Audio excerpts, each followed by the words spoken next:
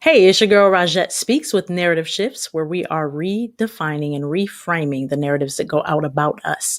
Listen, it's MLK Day. We have been in a place of reflection, a lot of us, in a place of service for many of us today. And I just, took today, and it was really quiet for me. I woke up this morning, was in prayer some, and had the opportunity to catch the University of Michigan speaker series. So they do this incredible symposium that they've been doing for years, rocking out with a lot of different guests. And they do this really up through part of February, which I've always found great. I mean, Angela Davis was there last year as a keynote. I had the opportunity to see Issa Rae and Amy Goodman a few years back as well. And so, today was Dr. Gloria House and Malik Yakini. And so look them up if you haven't had the opportunity, but it was just, it was good. It was profound. It's different. I'm used to being in the space, being in the actual location. So it was a little different for it to be a virtual event, because you don't really get that vibe coming off of everyone. You're just kind of here. But really informative. And after that, just kind of relaxed a little bit and read some of Dr. King's speeches and just reflected, contextually, like if he was here right now, what would he be thinking? What would he be saying? Have we pushed forward an agenda of unity, right? With the context or backdrop of sort of what he desired in his dream.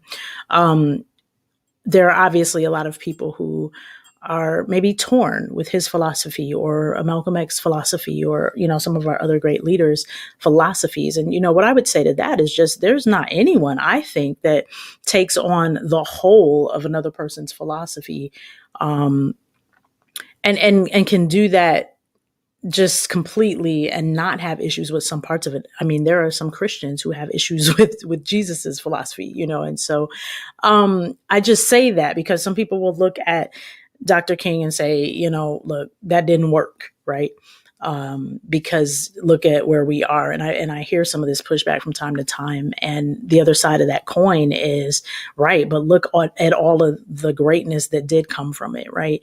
So, I've just had the opportunity to just spend some time today. I have one more screening that I'll be watching or viewing that I had a link to from the symposium from earlier that I'm really looking forward to participating in before it expires tonight. But I just wanted to say, hey, I wanted to say thank you for joining Narrative Shift. So many of you have been engaging with us either in the live space. This is pre-recorded tonight, but it will go live. And I'll be here sort of managing the comments if anybody is going to comment.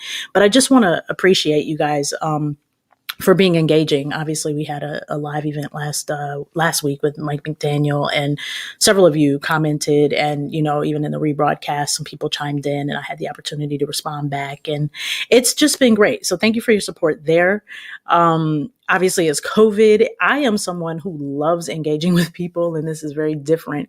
Again, just being at home and not having the opportunity to really do that in the physical space. So it's been great to be able to interview people, but then also have that live engagement with you guys. And so just really appreciative of that. So thank you for that and really sending, direct messages and texts and emails about your own experiences. So that's something that has come of this. And I'm just really grateful and thankful because I knew it was time to do it.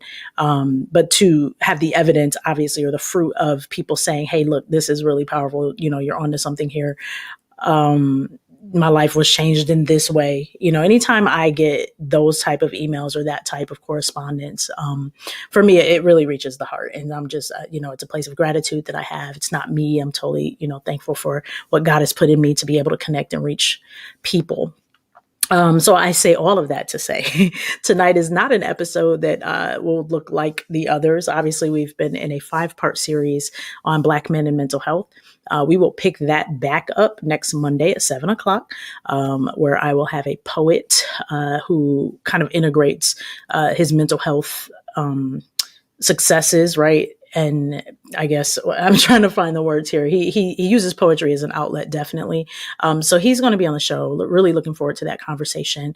And it's possible I'll have a second poet that you don't want to miss either, who will hopefully be on that same show. We'll see. But we're wrapping that 5-part series up 2 weeks from today. Yes, yes. And then we'll be on to a new, not series, but we'll have, shows that will follow that. So really looking forward to what's coming. I've got some interviews that I've already done.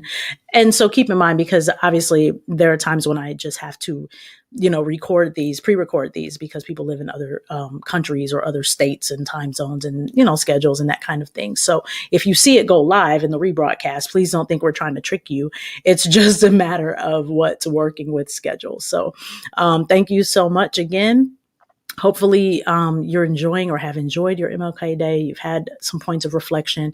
I would love when you see this in the comments just to share what you did today. So whether it was participating in some community service events, whatever that looked like, whether it was a virtual space or you're out, maybe cleaning up, your areas and this kind of thing. I would love to know what you did today. I know some people were very vocal in the online space today, posting different things and reflecting sort of in the virtual space, which I thought was just great and inspiring for me. Even every time I looked at a certain post and it changed, it was like, yes, this is good, or something new about Dr. King and his legacy that maybe I didn't know. But I would love to know just kind of, what this day meant for you, if you did anything different than usual, right? So, and again, I don't want everybody in a space where where you're just like, I didn't do nothing. I didn't vibe with or rock with Dr. King. This is not that moment. This is if you believe that he has created some substantial change in this world, which I personally believe he has, regardless of your philosophical bent. History shows us that we've gone further because of his voice and his actions and his accountability in these types of things. So would love to know in the comments. Let me know. All right. And I'll respond back. I'll be here for about 30 minutes in the rebroadcast once this goes live. All right. So again, next week, join us for another episode. It'll be our fourth in the 5-part series. And be well, guys. Take good care. I love y'all. Thank y'all. And keep rocking with us. All right. Take it easy.